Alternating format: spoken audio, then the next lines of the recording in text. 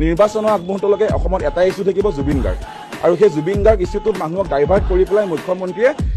ইলেকশ্যনৰ দুদিন আগত শ্যাম কানুৰ সিদ্ধাৰ্থক হয়তো গুলীয়াই এনকাউণ্টাৰ কৰি দিব পাৰে 100 ফুটৰ এটা মূৰ্তি বনাই দিব ভাৰত ৰত্ন প্ৰদান কৰি দিব ভাৰত ৰত্ন দিলে 100 ফুটৰ মূৰ্তি দিলে আপোনাৰ এনকাউণ্টাৰ কৰি দিলে মানুহ হ'ব বাহ হিমন্ত দাই আমাৰ জুবিন দাক ন্যায় দিলে হিমন্ত বিশ্ব শৰ্মা